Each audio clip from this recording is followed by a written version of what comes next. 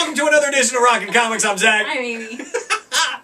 Oh, man. We have a bunch of books to get to. We have a very cool Amy's Awesome this week, so let's just get to it.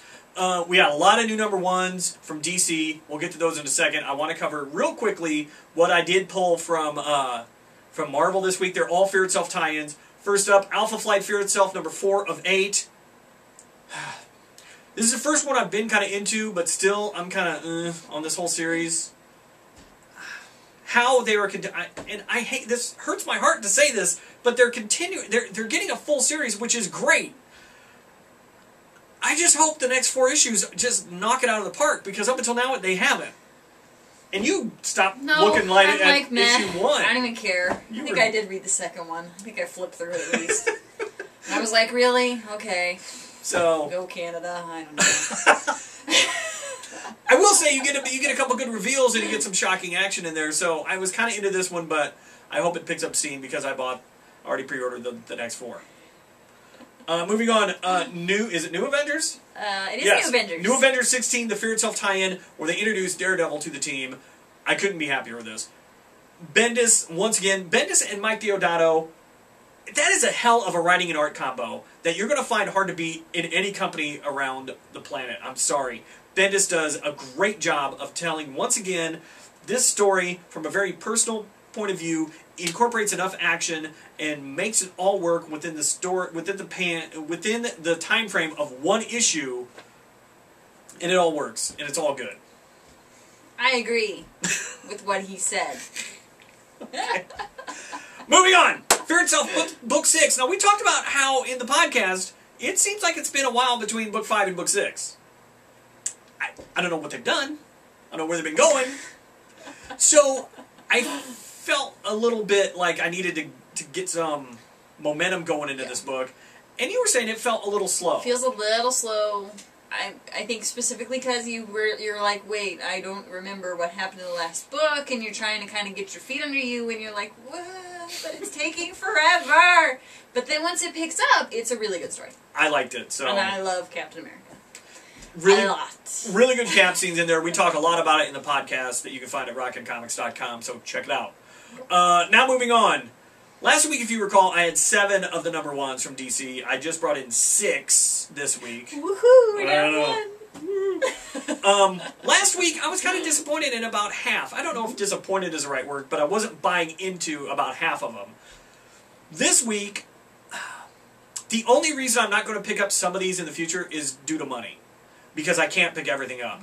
But from front to back, I really enjoyed all the titles I picked up, and starting first with Frankenstein, Agent of Shade, which I liked the story. I didn't know anything about it going in. I didn't know anything about Frankenstein in the DCU, nothing.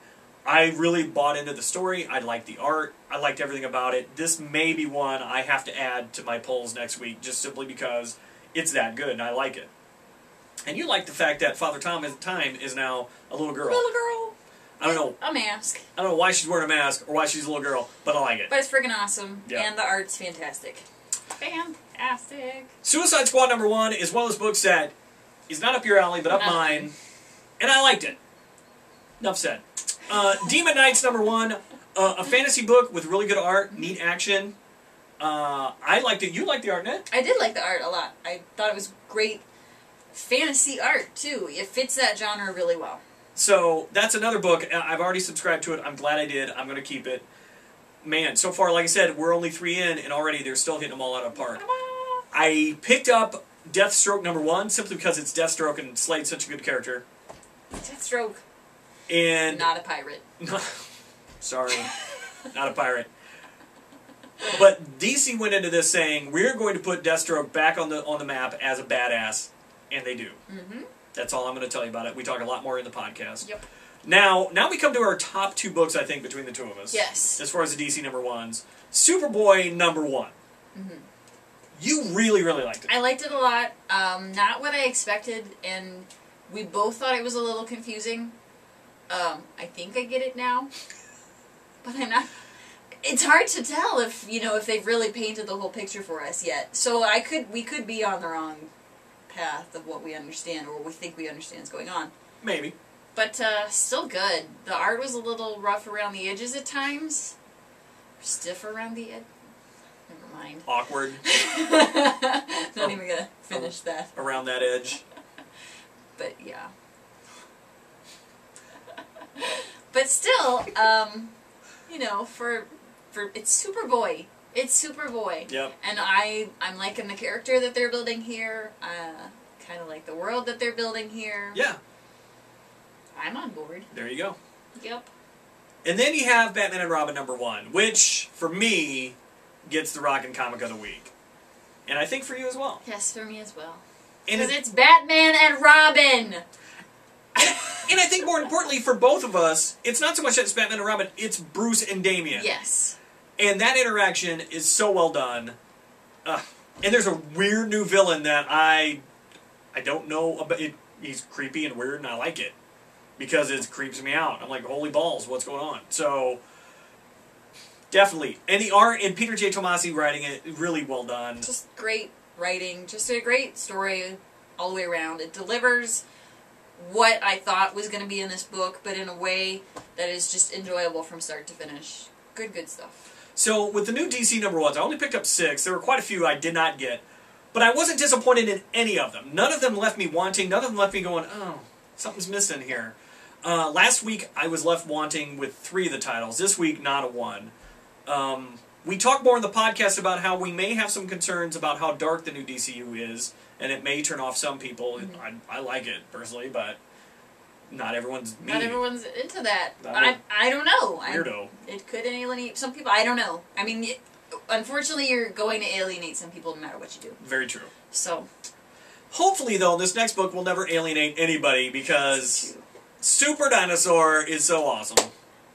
We have designated a new category from American Vampires and Super Dinosaurs are the only 2 so far that occupy this category. Yes. And that is Rockin' Comics series of Forever. Forever. Because Super Dinosaur is just so fun and so good. In issue #4, there was way too much time between 3 and 4, but you can pick it up tomorrow and be awesome with it. Yes. It's good stuff. The villains are fantastic, not in like a cheesy, crappy villain way. God, it's just... It's a bloody dinosaur, people. He's like got robot stuff, and he fights with his little... He's got little bitty joystick hands. Joystick hands, and he operates the big... I just fail to see how you could go wrong with this. You can't!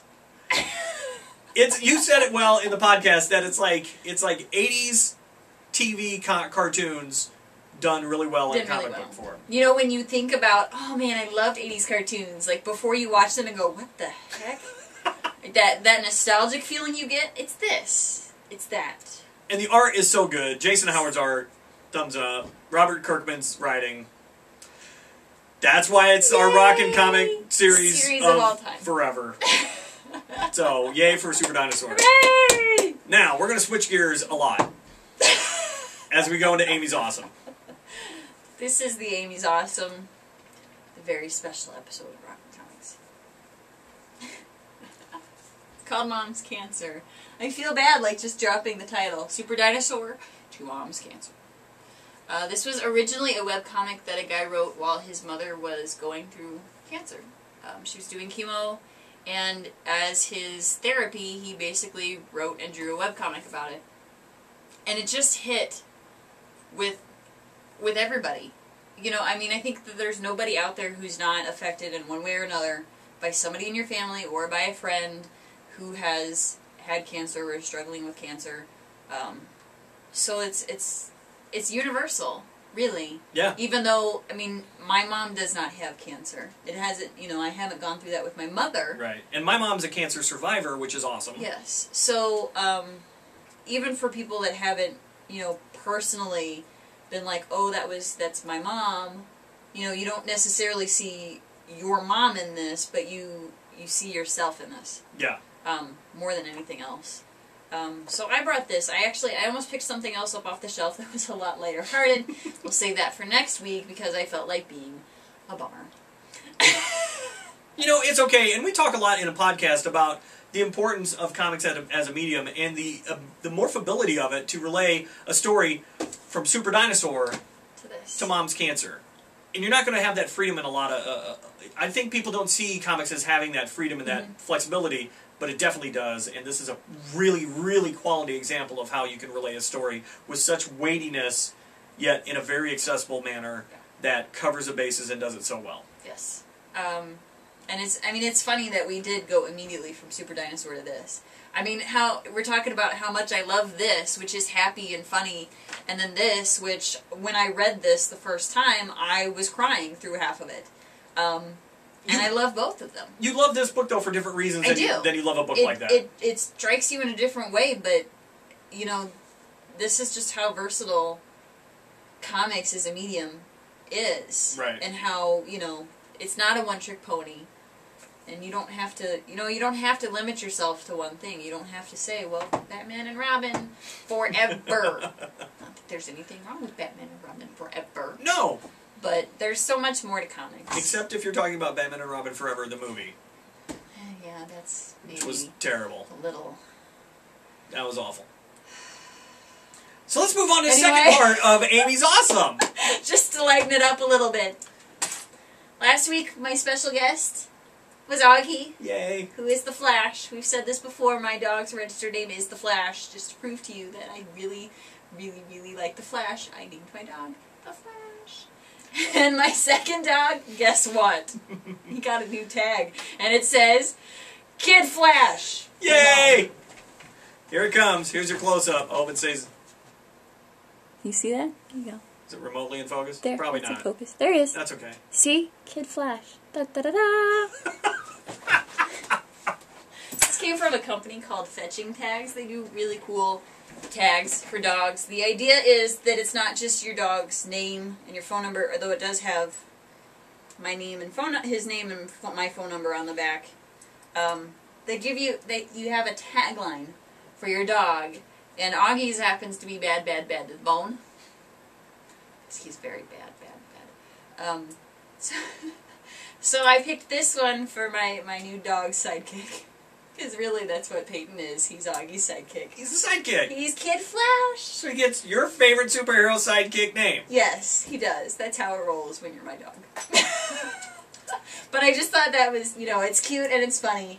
And I wanted to bring it in just because this would be such a downer, so I had to follow it up with this. Now, if you get the bookends of fun. If you get a third dog, will its tag read Impulse? Impulse. I almost put Impulse on this one. I was this close, but I thought, more of a sidekick, really. More of a sidekick. Than an Impulse. I just thought this was a little bit more fun, and I thought more people will get Kid Flash than Impulse. Probably. Because I think people would be like, Impulse? Is your dog impulsive? Well, yes, but that's besides the point. Right. And also, Impulse was not exactly, that was kind of a warning to the character. You know, he was not exactly being flattering when he called him Impulse. No. But But and so in some ways, I don't want to, like, you know, curse my dog. All right. There are a lot of names that I refuse to give Peyton. Fair enough. Because of that. Fair enough. Like, Crazy. It'd be a really bad name for a dog. Be an awesome name. Asking for trouble. There you go. The two awesomes is the sad book and the funny tag for my dog. So there you go. Running the gamut today on Rockin Comics. That's what we do. Make sure you check out the podcast at rockincomics.com or down there or wherever the hell it is. I don't know. So we'll be back next week with more new number ones from DC because I can't stop myself.